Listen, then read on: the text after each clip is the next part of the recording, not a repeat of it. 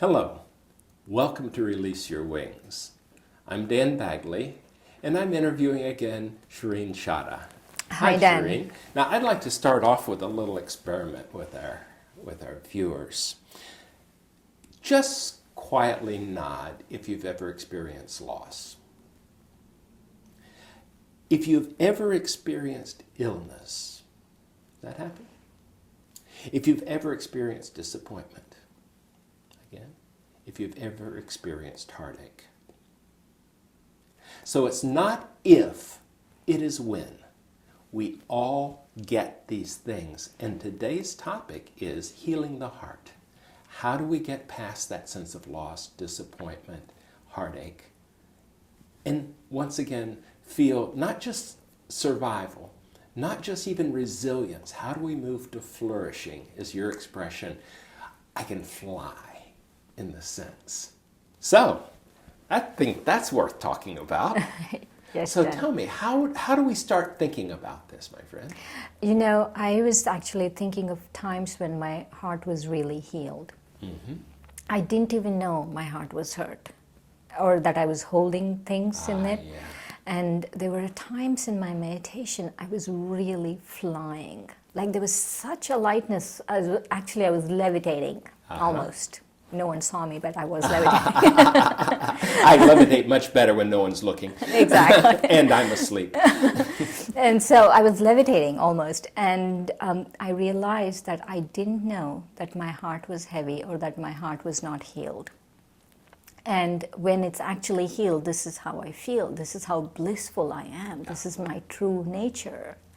And that's when I realized that because I don't know the true nature of the soul, I'm not able to heal my heart.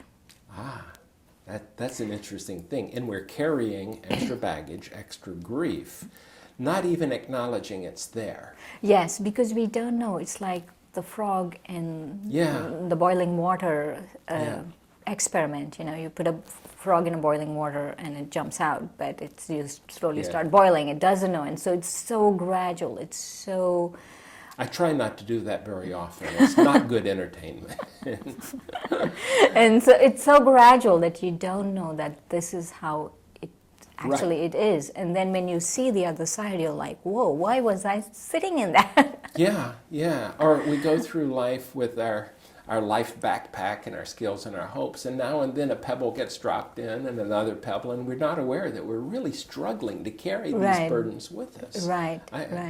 And really, one of the only ways to do this is to understand the true nature of the soul, of the self. Mm-hmm. And when I understand the true nature, and this has been my realization lately, that more than even understanding God, it's really important that I understand myself. Mm-hmm. I have belief in myself. I have faith in myself. I feel more than even, I think God wants that out of me. That more than even faith in Him, He wants me to have faith in myself. When you say that, I internally see capital S on that, because we're not just talking about lowercase self. We're talking about the original self, right. The original nature of the soul. You know what we call the soul, not just the labels that come with it. Not how does an Indian woman show up in the world or whatever. You know, there's so much baggage with all of these labels about being a woman, being an Indian woman. Being male, being white, being whatever. Everything comes with its own set of limitations, its own set of almost anchoring where you cannot fly. Yeah, I agree with that. Now, one of the expressions is time heals all wounds, time heals the heart. And I'm really of the belief that time doesn't do that unless, first thing is, we stop re-injuring ourselves with the narrative of the story that we're telling. For example, if I'm buying into, Dan's 67 years old now, and I don't know how much longer, that of itself is a story that is limiting. Exactly, because you're looking at yourself only in the context of what's going on right now. Exactly. So part of the healing the heart, in my opinion, is that we let go of the story. If we were injured, and we keep telling ourselves about the injury again and again and again, then we are re-injuring ourselves because we're Yeah. re-experiencing Yeah. that. You know, when I'm really glad you're bringing this up, because for me, I see this visual of splinters. You know how splinters really, and I feel like if we have any vestiges of all of this narrative Yes. that is going on, it's like we are splintering ourselves, Ooh, yeah. especially splintering the heart. Back to your soul thing. When we see ourselves as who, the self with the capital S, the self that is a small but substantially important subset of God, of the ongoing goodness. And I think that may be a way of coming through the temporary pain that may last years. Yes, Dan. I think that I was going to say may last a lifetime, but I'd like us to speed up that process a little bit on healing the heart. You know, one of the things I was thinking about healing the heart is when I first experienced this pure bliss of a healed heart. I was in meditation. I was in very deep meditation, but also I was reflecting on wisdom.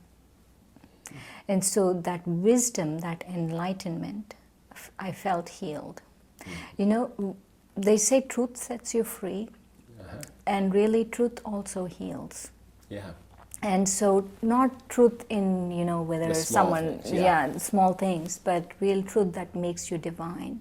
And when you really reflect on that really sets you free, that really, you know, heals whatever is going on. So I know that many times, many people, and all of us some of the time, some people much of the time, are saying, I don't have any, my heart's just fine, I'm doing great.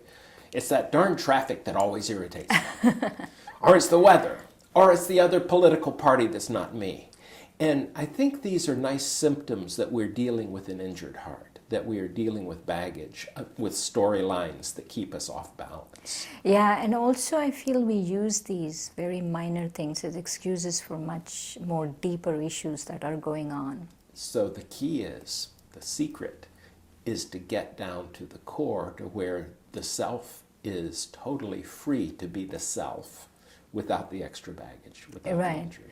Right. You know, an aspect of a healed heart I always feel is, you know, this was a quote I recently heard, is a healed heart never plans. Ah, interesting.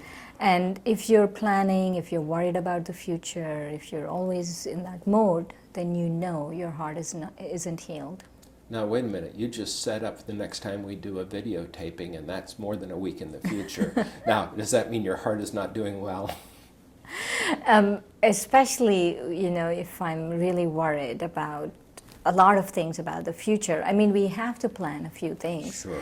but we have to decide, you know, especially if you're working together, you have to, you know, agree on times and things like that. I don't mean that. You're talking about the ruminations about what if this happens, But if that happens, then, you know, Yeah. this is how I'm going, my life needs to pan out, and that's how it should pan out, and all of those things. I agree with you, and I have to admit that I'm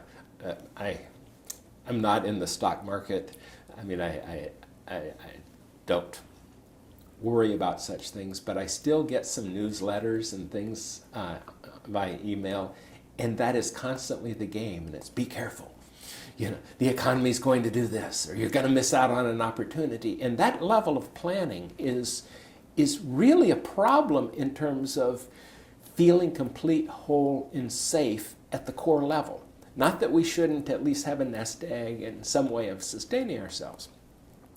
But this rumination, something's going to go wrong, I'm going to miss out. In marketing, a great thing is we'll share the secret that they're keeping from you. Oh my gosh, they're keeping a secret from me. I knew my life was. All of those, in my opinion, are of a sick heart, of saying, I'm not the lilies of the valley. I'm not like the lilies of the valley, and I've got to toil, I've got to suffer. Which is not a great storyline to be playing. I know, it isn't. Is it? You know, another aspect of I feel about when you were talking about the stock market and all of those things is this desire for limited things, this desire for I need to make some more money, or I need to have this, or I need to have that, is somehow there's an emptiness. There's and that's what we are feeling. You know, I'm not saying we shouldn't have money. I'm not saying we should do all of those things, but it's going after something so temporary, going after something with such vengeance almost. I feel that that's when you know the heart is not healed. And I've noticed this time and time again, people who don't have a healed heart, how much they hurt people. You know, one of our founding members, Dadi Prakashmani, always used to say, only a great soul can give love. And really only a healed heart can give love. If someone is not giving love, you know their heart is not healed. So that then leads to feeling, hopefully, compassion for that person and for ourselves. Exactly. You know, and so if someone is not giving you love or someone is being mean to you, you know that they are really going through something. And so it's not personal about you, but it's about their own sense of what is happening with them. But it's so important. You know, lately I've been thinking about this a lot, about a healed heart and the capacity of the soul to do great things. And only when the heart is healed can I really truly realize my greatness and truly see the capacity of what I'm capable of, what greatness I'm capable of. Otherwise we really limit ourselves. And you know, I want to share something else that I've been thinking a lot about lately about healed heart. Is my vision for myself is always very limited. You know, it's based on what's going on right now. And also my vision for others is very limited, what's going on right now. But to really see myself the way God sees me. And we can never really say how God sees me because He really sees me in this very, very high vision, and we cannot comprehend that kind of purity, but at least we can have a glimpse of it. And to keep seeing myself the way God sees me, that really heals the heart. That's nice. And so every morning, that's one of my main exercises in meditation. I want to see myself the way God sees me. And when I see myself the way God sees me, not in whatever is happening now, but my best, highest, most elevated self, then I feel that whatever little splinters are here and there, the broken pieces of the heart kind of come and gel back together. Absolutely. Which is also a nice way to make the here and now short-term self happier, because we're not re-injuring ourselves with the worry, with the I don't want to face this, with the avoidance issues and things like that. Right. You know, and I was always thinking, and another thing in meditation, especially lately, I want to have this completely healed heart, completely where to a point where I'm blissed out all the time. That's my aim. But there is an aim, is I know my heart is healed when my vision for myself is pure and when my vision for others is pure. Otherwise, I always project, you know. I'm going through this, so the other person also might be doing the same thing, and there's a lot of that going on. With all of us. I mean, we can, you know, this I know what you're thinking kind of thing. We never really know what another person's thinking. We may do a guess. Right. But we're almost always projecting on that particular thing. Exactly. And, you know, I feel it's so insidious, this heart that is not healed, that there is a veil. And we are always seeing life through this veil of hurt and disappointment and disheartenment and all of that. And I feel that we're doing ourselves such a disservice because we're not seeing reality. It's always through a veil. So in this last minute, because we can talk about this in the abstraction, but I suspect some people are feeling real burdened hearts right now. And there ought to be at least one kernel of truth we can share to wrap this up, to give hope, faith. What might that be? To see yourself the way God sees you. Don't see yourself the way people around you see you. Just sit in meditation, even if it's for 5 minutes, even if you're driving to work and you don't have any other time. Just take that time and see yourself the way God sees you. Good. And my thought on that is also, if I'm stressed out or something's happening, I say, if this experience were a gift from God, where would the benefit be? Because I know it's all for my growth. It's all for my appreciation, purification, if you will. Anyway, I hope this helps you folks. I know it's helped me. Thank you, Shireen. Thank you, Dan. Goodbye.